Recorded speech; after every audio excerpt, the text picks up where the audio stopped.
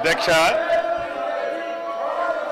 గౌరవ BJP floor leader గారు అనేక పర్యాయాలు ఇదే సభ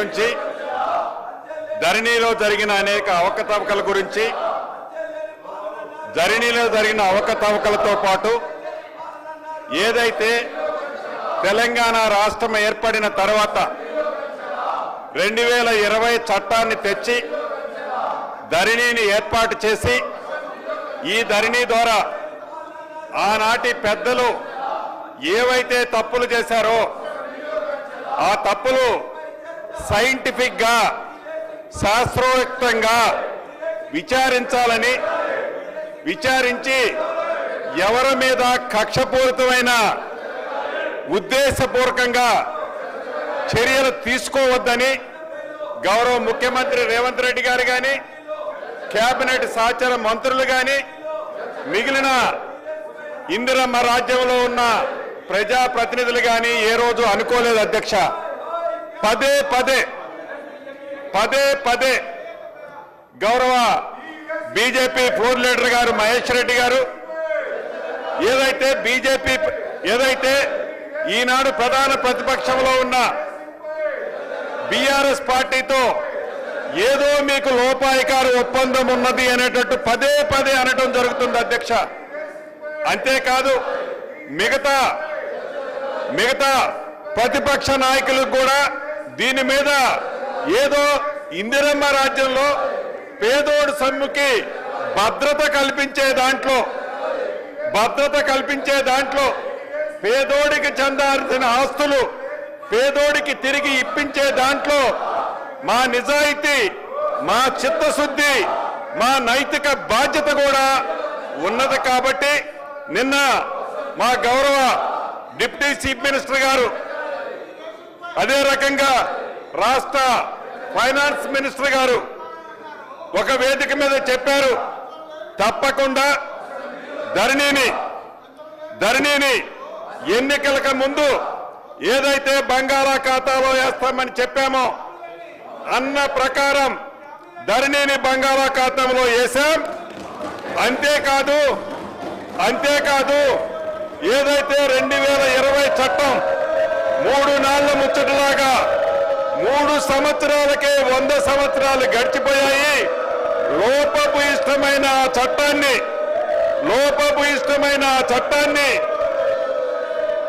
ఏదైతే దాన్ని ప్రక్షాళన చేసి ఈనాడు 2024 చట్టాన్ని తీసుకొచ్చామో ఈ చట్టం వల్ల పేద ప్రజలకి న్యాయం చేసే విధంగా గ్రామీణ ప్రాంతంలో ఉండే ప్రతి రైతన్నకు అండగా ఉండే విధంగా ప్రజల చట్టంగా ఈ భూభారతి చట్టాన్ని తేవడం జరిగింది అధ్యక్ష.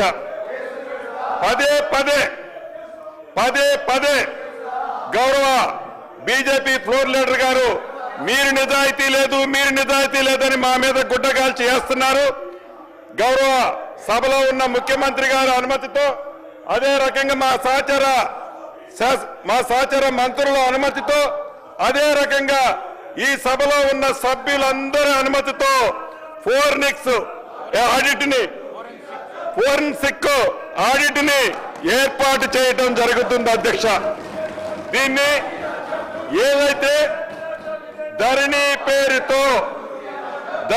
పేరుతో అవకతవకలు ఆర్థిక పరమైనవి జరిగాయో, ధరణి పేరుతో పేదవాళ్లకు చెందిన ఆస్తులు ఆనాటి ప్రభుత్వం కొల్లగొట్టిందో వీటన్నిటినీ కూలంకుషంగా పరిశీలించి ఆనాటి దొరలు ఎవరైతే వారి స్వార్థం కోసం ఈ ధరణి కాన్సెప్ట్ ని తీసుకొచ్చి మోసం చేశారో ప్రజలని, ఆ ఆస్తులన్నిటినీ తిరిగి పేదోళ్ళకిచ్చే కార్యక్రమాన్ని ఈనాడు చేపట్టడం జరుగుతుంది అధ్యక్ష. ఇదే సందర్భంలో ఇంకా 1-2 విషయాలు తమరు నోటీసుకు తేవాల్సిన అవసరం ఉంది అధ్యక్ష. నిన్న గౌరవ మాజీ మంత్రివర్యులు హరీష్ రావు గారు సభను తప్పుదారి పట్టించే విధంగా పదే పదే ఓఆర్ఆర్ ని రద్దు చేయండి రద్దు చేయండి రద్దు చేయండి అని అంటున్నారు. వారితో పాటు వారి బావమరిది గారు కేటీఆర్ గారు కూడా ఓఆర్ఆర్ ని రద్దు చేయండి అన్నారు. ఆ సభలో గౌరవ ముఖ్యమంత్రి గారు ఉన్నారు, మేమందరం కూడా ఉన్నాం. వారి సూచనల మేరకు వారి ఆలోచనలకు అనుగుణంగా ఏదైతే వారు ఉబలాట పడుతున్నారో ఒక అగ్రిమెంట్ ని రద్దు చేయాలి అంటే దాని మీద ముందు విచారణ జరగాలి అధ్యక్ష. దానిని దృష్టిలో పెట్టుకొని గౌరవ ముఖ్యమంత్రి రేవంత్ రెడ్డి గారు నిన్న దాని మీద సిట్టును కూడా ఆదేశించడం జరిగింది. అంటే ఇందిరమ్మ ప్రభుత్వం యొక్క చిత్తశుద్ధి, ఇందిరమ్మ ప్రభుత్వం యొక్క నిజాయితీ ఏంటో ఒక్కసారి ఆ ప్రతిపక్ష నాయకులు అర్థం చేసుకోవాలి అధ్యక్ష. ఇంకొకటి కూడా దృష్టికి తేవాలి అధ్యక్ష. అబద్ధాలతో కాలం గడపాలని ప్రతిపక్ష నేత కనిపించరు, ప్రతిపక్ష నేత సభకు రారు, ప్రతిపక్ష పాత్ర పోషించరు అధ్యక్ష. ఉన్నవాళ్ళు ఈ సభలో ఉన్నవాళ్ళు ఉదయం నుంచి చూస్తున్నాం, నిన్న మొన్న చూశాం.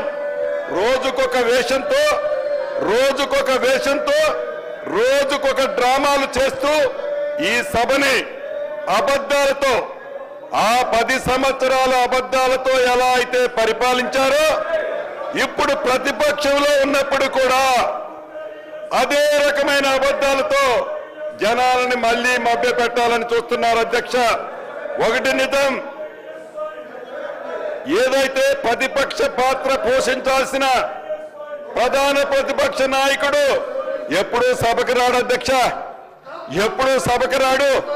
కొంతమందిని ఇడికి పంపిస్తాడు, రౌడీల్లా గూండాల్లా ఈ సభలో ప్రవర్తిస్తుంటారు.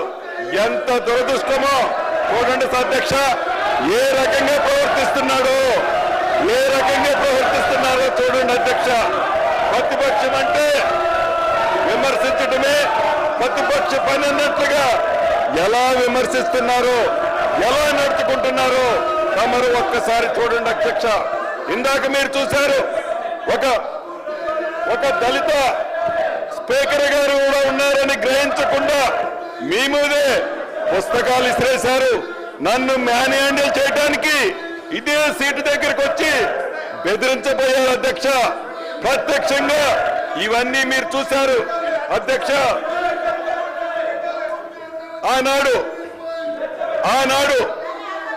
2014 రాష్ట్రం ఏర్పడటానికి ముందు ఎన్నికల్లో 2018 ఎన్నికల్లో ఆనాటి ముఖ్యమంత్రి గారు కేసీఆర్ గారు అనేక సందర్భాల్లో చెప్పారు అధ్యక్ష, కాపలా కుక్కల ఈ తెలంగాణ రాష్ట్రాన్ని కాపాడుతానని చెప్పారు అధ్యక్ష. గౌరవ మాజీ ముఖ్యమంత్రి గారు కాపలా కుక్కల తెలంగాణని కాపాడలేదు అధ్యక్ష. కాపలా కుక్కలా కాకుండా వేట కుక్కలాగా తెలంగాణ రాష్ట్ర ప్రజల సొత్తుని కొల్లగొట్టుకున్నారు అధ్యక్ష. కొల్లగొట్టారు ఎందుకని అడిగితే, ఎందుకు కొల్లగొట్టారు పేదోడు సొమ్ము అడిగితే దానికి సమాధానం చెప్పరు అధ్యక్ష. నిన్నటి నుంచి ఏదైతే అనేక అంశాల మీద గౌరవ అక్బరుద్దీన్ గారు, అదే రకంగా సిపిఐ నాయకులు సాంబశివరావు గారు, మహేష్ రెడ్డి గారు, మిగతా మిత్రులంతా ఒక మంచి బిల్లు పెట్టాం. ఈ బిల్లుకు సహకరించాలని అక్బరుద్దీన్ గారు కూడా అనేక సందర్భాల్లో చెప్తున్నారు అధ్యక్ష. చూడండి ఆ దౌర్జన్యం రాష్ట్ర ప్రజలంతా గమనిస్తున్నారు. దీన్ని తీవ్రంగా ఖండిస్తూ నేను సెలవు తీసుకుంటున్నాను అధ్యక్ష. మహేశ్వర్ రెడ్డి గారు ఒక్క నిమిషం మాట్లాడండి. మహేశ్వర్ రెడ్డి గారు 1 మినిట్ సార్, ముందుగా గౌరవ మంత్రి గారికి నేను ధన్యవాదాలు తెలియజేస్తా ఉన్నాను. ఈ ఫోరెన్సిక్ ఆడిట్ కోసం వారు వేసినందుకు. కానీ మేము సిబిఐ ఎంక్వైరీ అడిగాం. ఎందుకంటే సార్ ఫోరెన్సిక్ ఆడిట్ వల్ల కేవలం ఏ కంప్యూటర్ ఐడి ద్వారా ఏ నెట్వర్క్ ఏ సాఫ్ట్వేర్ను ఉపయోగించి హక్కులు మార్చారు, రెవెన్యూ ఉద్యోగుల బయోమెట్రిక్స్ ఆధారంగా పనిచేసే పోర్టల్ను ఎవరు ఎప్పుడు తెరిచారు తెలుస్తుంది. దానివల్ల పెద్దగా ఉపయోగం ఉండదు అధ్యక్ష.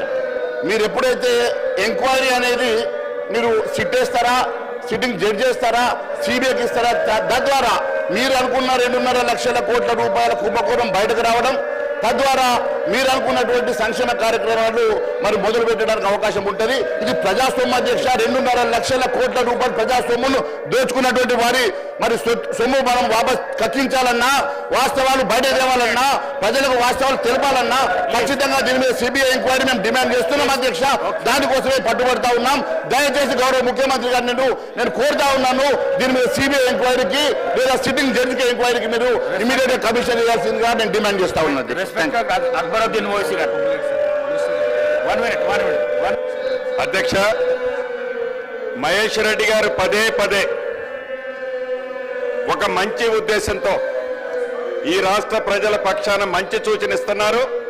తప్పకుండా గౌరవ ముఖ్యమంత్రి గారు సహచర మంత్రులతో దీని మీద విచారించి బేసిక్ రిపోర్టు వచ్చిన తర్వాత ఏ రకమైన చర్య చేపట్టాలో తప్పకుండా చేపడతాం.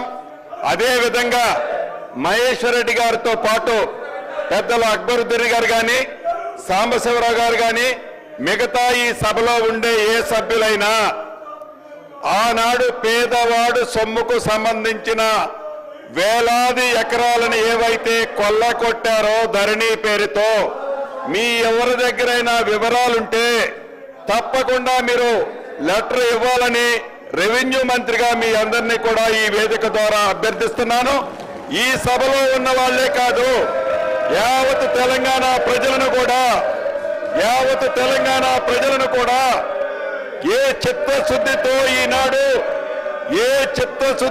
ఈనాడు ఇందిరమ్మ ప్రభుత్వం ఈ ఎంక్వైరీ కమిటీని వేస్తుందో దానికి తెలంగాణ ప్రజలు కూడా సహకరించాలని మనస్ఫూర్తిగా కోరుతూ మహేష్ రెడ్డి గారిని ముఖ్యంగా మీ దగ్గర ఉన్న వివరాలు అఫీషియల్ గా నాకు ఇవ్వాలని అభ్యర్థిస్తున్నాను.